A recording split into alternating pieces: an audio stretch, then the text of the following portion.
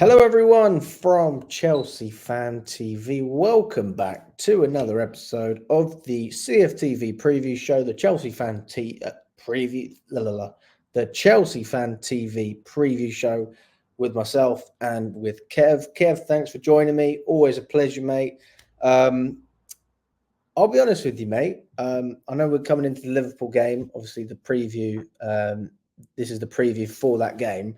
I didn't have the chance to watch the Aston Villa game. I've obviously seen the highlights, Yeah. but I was on a flight coming back from Dubai. I just got back from holiday, and to be honest with you, mate, when I saw the score when I landed, I could say I was pleasantly surprised. People speak so negatively and have been so negative about Pochettino and the situation at Chelsea and the squad at Chelsea. I think that for people to come and ridicule this squad after a 0-0 against a better team, Aston Villa are a better team at the moment, in my opinion. We've got to take positives, and for you as well, Kev. You're up in Birmingham, mate. So Yeah. So, yeah, it's I'll not be a looking. bad second leg for you. I'll be looking to go to that game. Yeah, most definitely. But yeah, just going off the game. Bit of setup exactly how I said the setup with the five midfielders.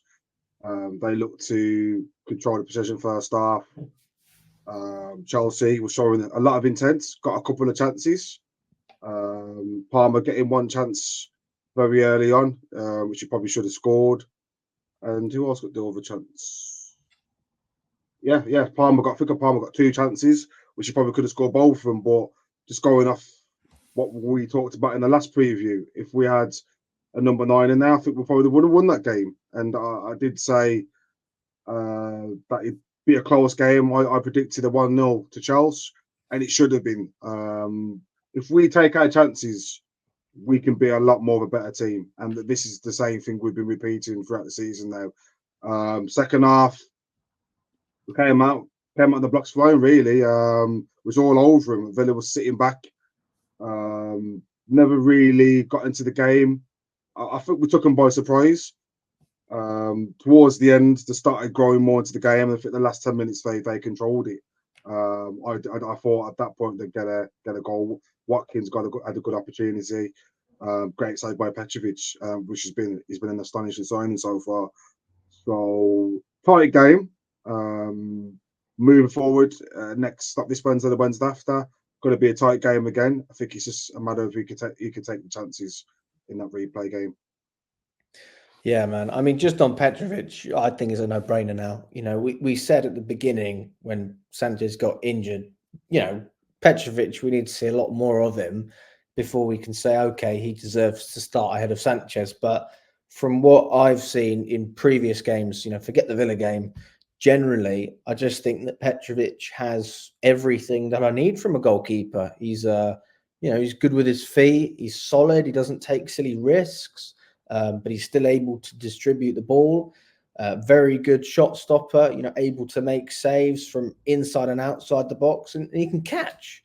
Yeah, Not to mention as well, if you want to add a bonus, he's a penalty specialist. And if it yeah, wasn't for him saving the penalties against Newcastle, we could have never got through into the Carabao Cup final in the first place. So many, he's been many things that I think Petrovic has that we've been looking for, because, well, I don't know if it's the same for you. I presume it is.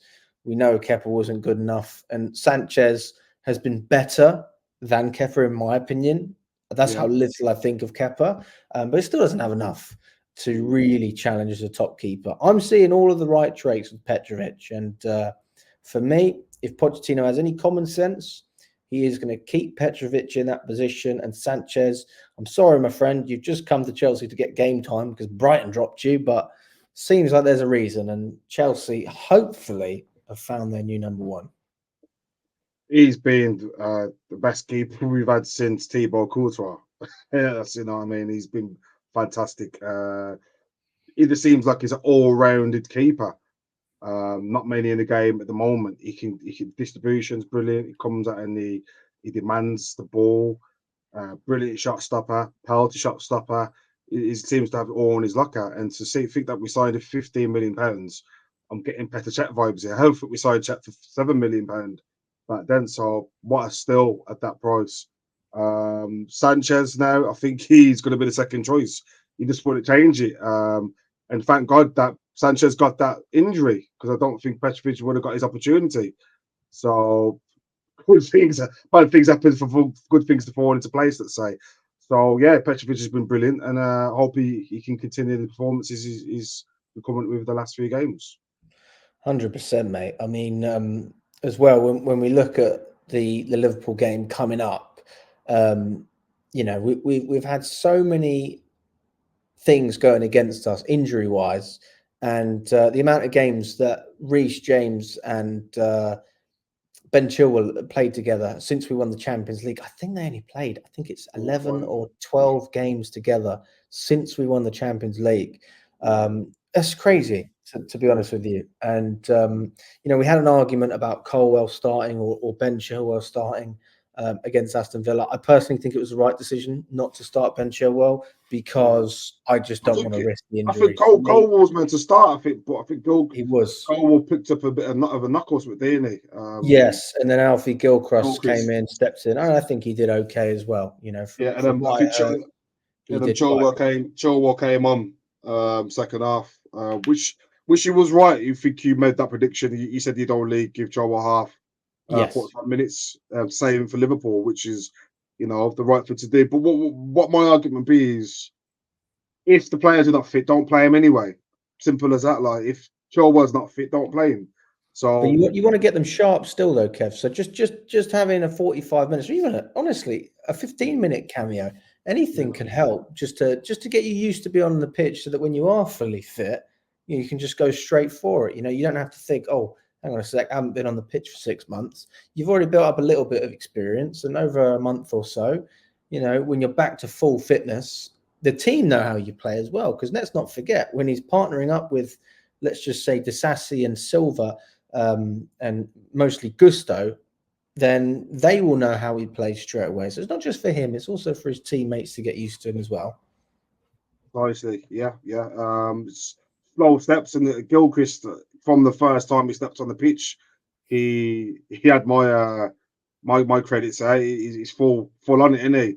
He doesn't, but he reminds me of a little John Terry, the way he just gets stuck in, and he's got that leadership, he's got the hype about him, and it's good to see, and it's nice to see him getting his opportunity. Well deserved, good stuff coming out the under 21s about him. So the opportunities getting been well deserved, but Cole had the knock and he got his opportunity and he done well, which is good. So if we can keep on embedding these Cobham players into the squad, he knows we could get £50 million from in 2 years' time, which these board members might try and do. But yeah, on the positive side, decent result against Villa. Liverpool rested a lot of players today. They more or less started their second string. Trent wasn't in there. Who else? There's a lot of players. Van Dijk was on the bench. Robertson was on the bench. Salbalzi, he was on the bench. McAllister. So more or less had there, apart from the front three, which is the strongest front three, apart from Salah being out. So they've got obviously the Chelsea game midweek in mind. So it's going to be one of them ones. It's going to be a fantastic game. Liverpool coming into it in decent form. Chelsea coming into it in decent form. The last 7 games have been a draw. So I can see one or the other team getting the win. I can't see it being a draw again Wednesday. And I hope so. Hope not as well. I want to see some goals. Yeah, man. Well, I mean, we've got so many different experiences at Anfield. Have you ever been there? You went there when Hazard scored that amazing goal in there. I've been to Anfield, I think, 3 times now. So I went to the one with Hazard. I went to the one last year. I think I went to one in 2014.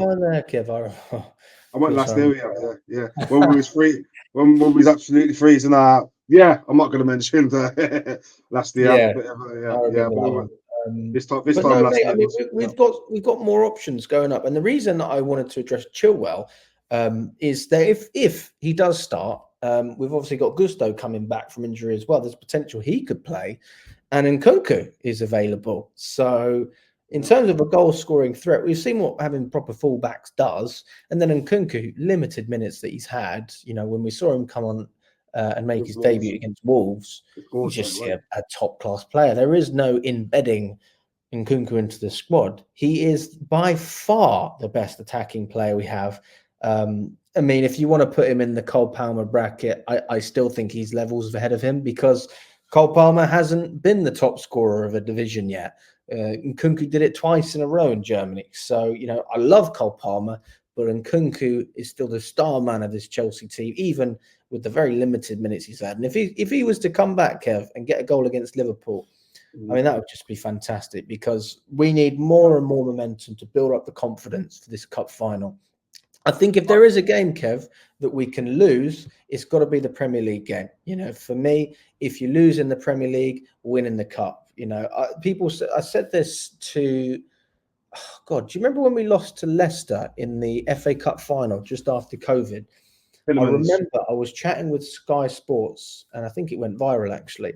And I said to them, you know what, guys, we've lost the FA Cup, but if we win the Champions League, nobody cares. Let's be honest. And that's how I feel about this game, to be honest with you. If we lose against Liverpool in the Premier League and then beat them in the cup final, I'm not bothered, to be honest with you. I'd rather get a silverware, and ultimately the Carabao Cup is going to guarantee us European football anyway. Now, whether we can progress further than the Conference League, we'll find out. But at least we can get some Conference League if we get the cup. I mean, it's still a low standard, Kev, but ultimately, just get that done and then we can progress from there. I mean, how do you feel about it?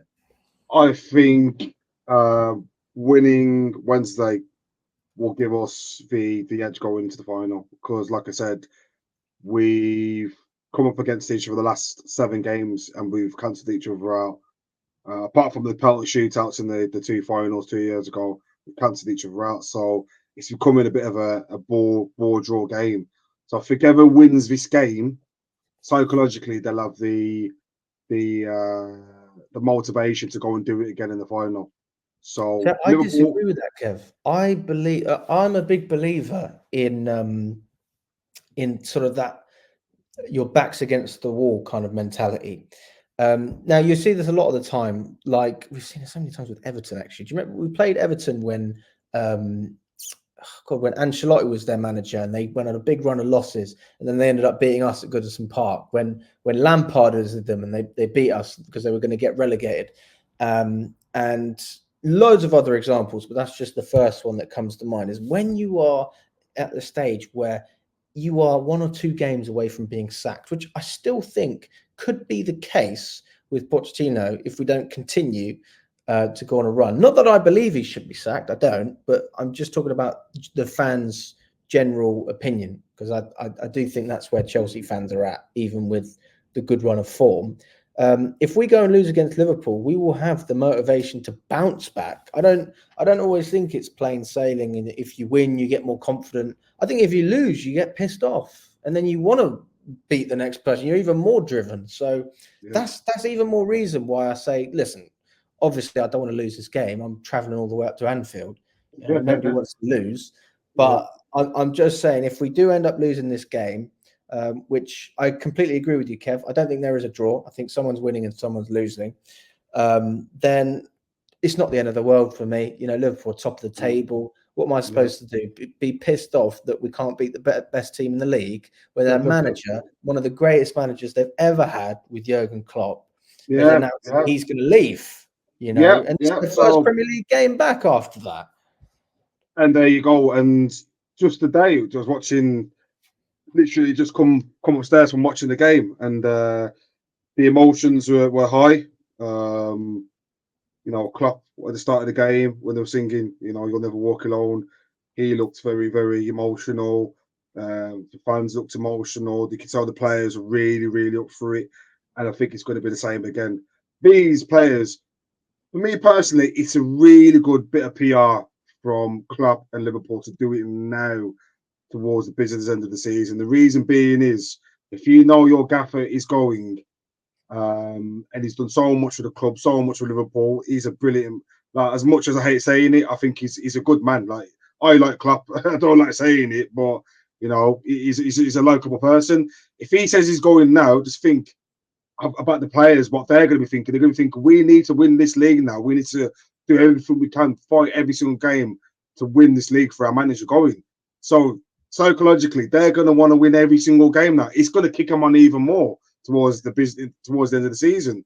So brilliant bit of PR from them to do it now, but it could either go either way. You never know. But Wednesday night is the first Premier League game back, like you said. After Klopp announcing he's going to leave, it's going to be electric from the start. And what we need to do is we need to stay strong. We need to quiet down the crowd. The crowd's going to be really loud. Like, I've been to Anfield on a night time before, under the lights.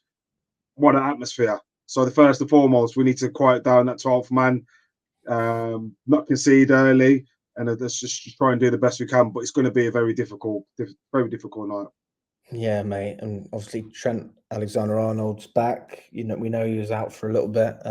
He's going to be a big threat. But I do think we can cancel him out. To be honest with you, I think Liverpool, for me, they've never been a team that play what I would call tiki-taka football. They're a team that play aggressive football and just very effective. To be honest with you, it is nice to watch. It's attacking fluent football. It's not, they don't pass it round in triangles. They just get the balls in the positions to hurt you. And today against Norwich, some of the triangles they was creating around the pitch, they were dragging Norwich players here, there, and everywhere to score 5 goals. Literally, they could have just walked goals in. The pressing was there. The pressing was astonishing. The way they pressed the ball. So we don't really want.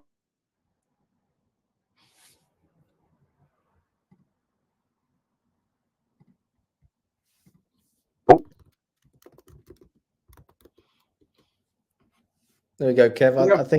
I think we lost you for a second, mate. Yeah. Sorry, Bob. Yeah. So I say we don't want to playing at the back football. What we want to try and do is we want to just try and get the ball in the areas we can hurt them. And I've always believed Liverpool's weak spots are down the flanks, so your right back and left back positions.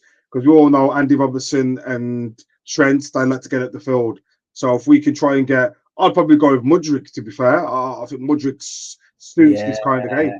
As bad as much as I've slated in the last few weeks, I think a Mudryk in this kind of game where Liverpool play high on the halfway line, there's going to be a lot of space for him in behind Trent or Robinson. So that's where we can exploit him.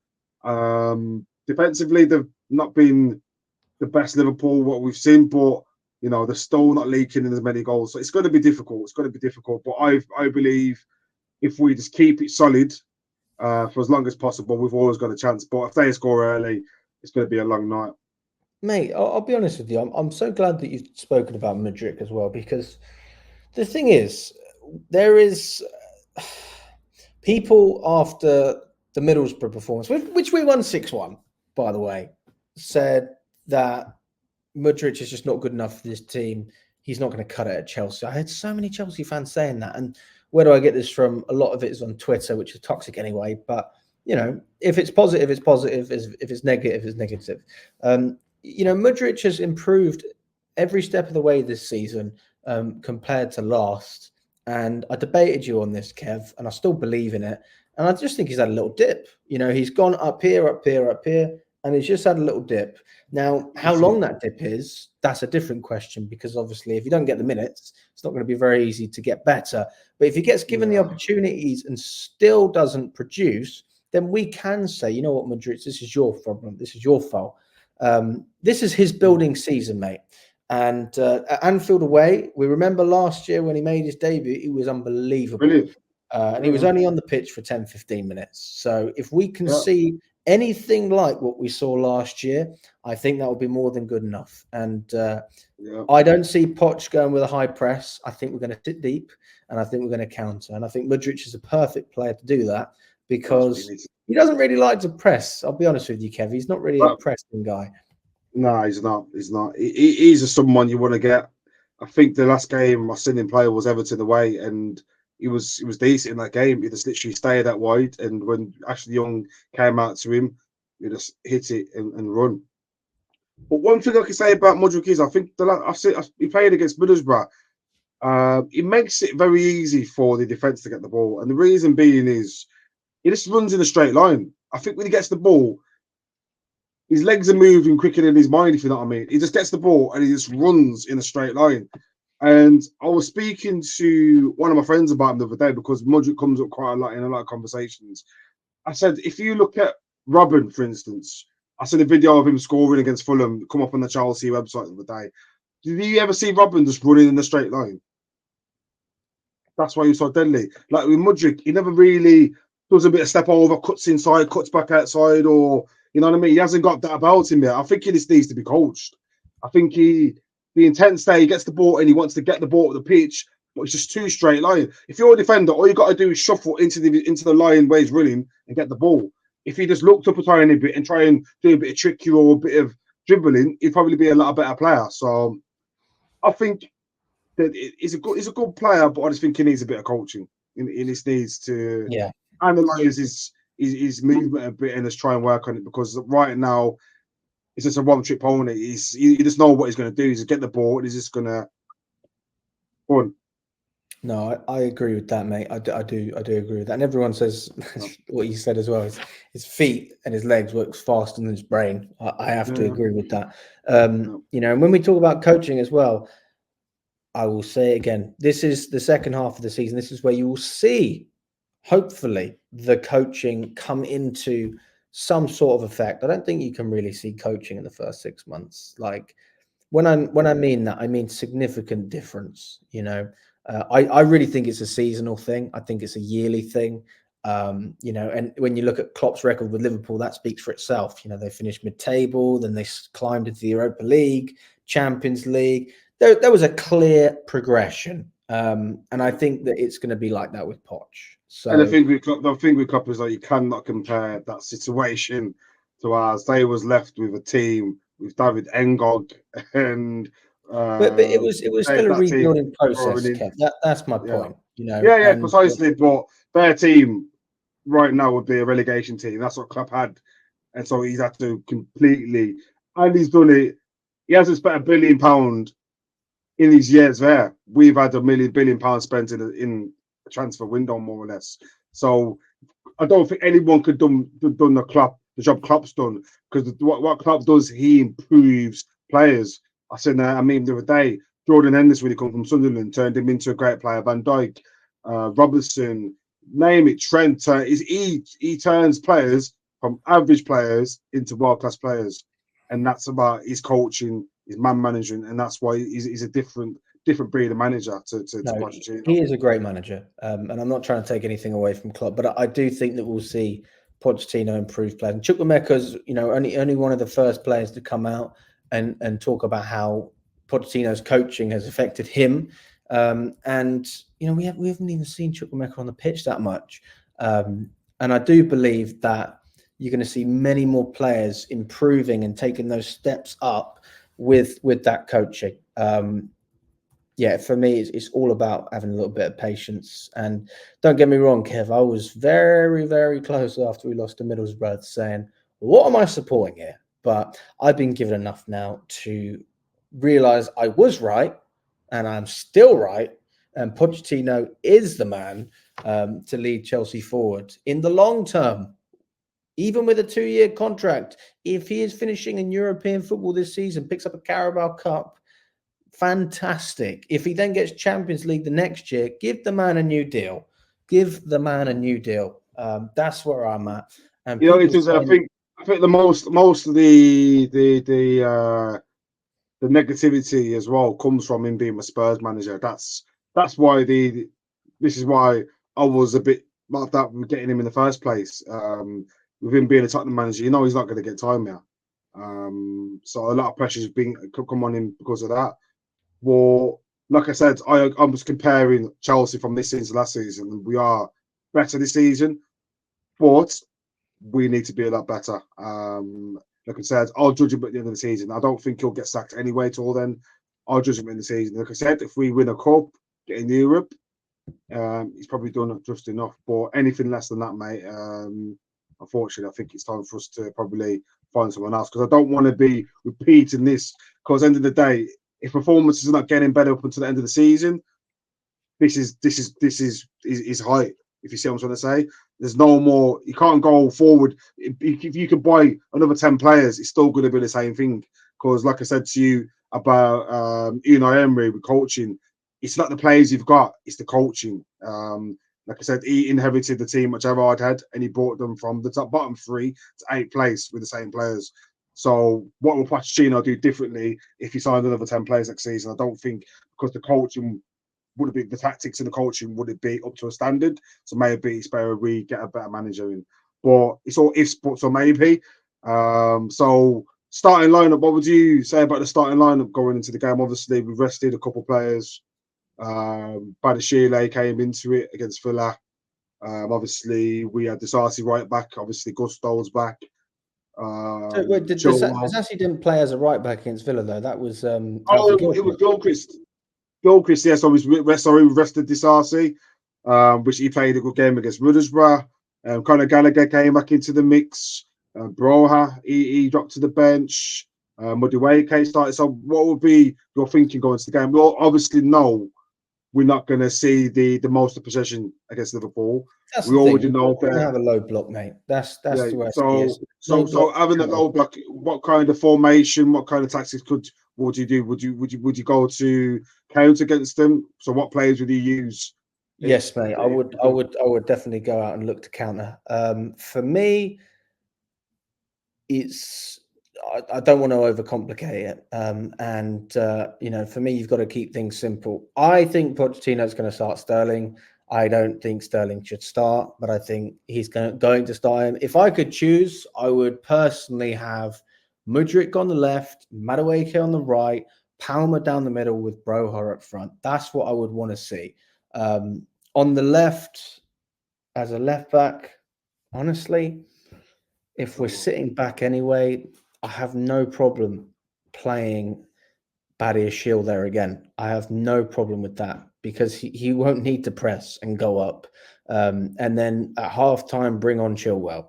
Like, I'm absolutely happy with that. Or if you are going to start Chilwell, that's fine, but then take him off at halftime. Don't give the guy more than 60 minutes. I just don't see the point. I'd play Disasi again. He was rested. I'd play Gilchrist at right back and bring Gusto on, or vice versa. Like I said with Chilwell, give him half a game. And then Thiago Silva for me is a no-brainer. Petrovic in goal. Caicedo's got to be sitting there. And then,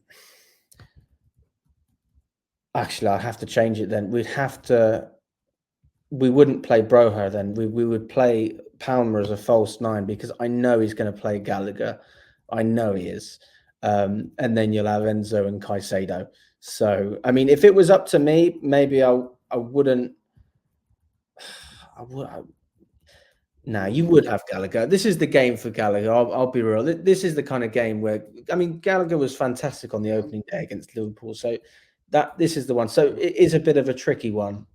I suppose if you're looking at it, you'd have to start Sterling then because Gallagher's going to play in the middle. Sterling's going to have to play on the left. Mudryk, he won't play Mudryk. I don't see it. I would like him to do it, but then you've got to have, I don't know, mate.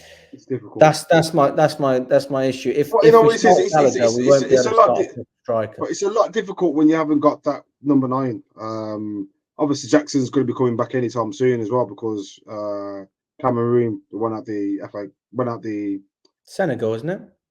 Oh, Senegal, yeah, they went out there the other day, so he's going to be coming back anytime soon. I think we just need Broha. He's not holding the ball up as well as we want to. Palmer's not going to give you that. He's not going to give you the physicality. I think against Liverpool, you need that. Against Konate and Van Dijk, they absolutely they boss everything going forward of them. So it's going to be difficult. I think if we won today, even watching Norwich play against them, they had that.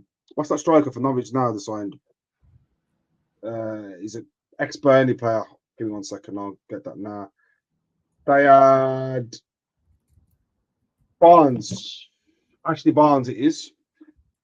He done really well against Canute. He was getting in the gaps and he was holding the ball up. So that's what you need when you want to play a counter-attacking kind of game. You need someone to hold the ball up, and I'm worried I'm worried thinking who's going to do that job for us. Brower's not going to do it. Palmer's not going to do it. So I think if we had a Jackson in this kind of game, we would probably flourish a bit more. But it is what it is. We have to go with what we can. And you probably are right. I think it'd be Stern on the left, Brower going through the middle, and I think it'd probably be Palmer on the right. I'd probably go 3 in the middle. Casado holding, Enzo and Gallagher just in front of him. So it'd be like a 4-1-2-3. So 4-3-3 in logical terms. Yeah, I mean, I know you said you think it's either going to be a win or a loss, but if I had to pin you down and say, give me a scoreline, what are we saying, Kev? Ooh. Obviously, I'll be going to the game as well. You know, I just want to see us play well. You know, first and foremost, I want to see us compete. I do believe we'll lose the game. I just think with the news of Klopp coming up, that's going to push them on even more. I think they already had the appetite to win already, but I think now it's going to even rise a bit more. I think they want to win it for the gaffer. Obviously, it's been 7 draws in a row, so if you ask me the question again, the result, I think it'd be 2-0 Liverpool. I completely agree, mate. I was just about to say the same thing. You know, we've scored quite a few times actually as well recently, and considering we've had a big drought, I mean, we scored 6. Actually, we didn't score against Villa. I ignore that. But apart from that, we scored 6 against Middlesbrough, and then we seem to have slightly more confidence in front of goal compared to when we first started. You know, I do think that it's just an up and down cycle. They've just got a little bit too much quality. There's no harm in saying it. Yeah. But Yeah. again, it's circumstantial, isn't it? When your manager's saying that he's going to go, you're going to be up for it. It's going to push him on, and it's Jota as well, man. He's just so dangerous. I can see him getting one. He likes to get in on little holes, and he just drags players out. Nunes is going to be. He scored a couple today again, and Gakpo. You know, they've got a lot of dangerous players. They're very underrated with the quality they've got up that top of that field. Obviously, Salah's going to be out for a bit. So, you know, when he gets back, that's going to be like a new signing. Just going off the game on Wednesday, though, I can see him just about nudging it. But, like I said, as long as we go up to Liverpool and we give us fans to walk out that stadium and feel a bit of pride and a bit of, what's the word I'm using for? A bit of enthusiasm going into the final. So, like, even if we lose, just knowing that we played well and we can compete against them, maybe that'll give us the peace of mind that going into Carabao final, we can go and do the business there. That's it, man. Well, listen, mate, always a pleasure, Kev. Thanks for jumping on. If you have been watching, guys, for 33 minutes, thank you for watching. Again, listen, another preview.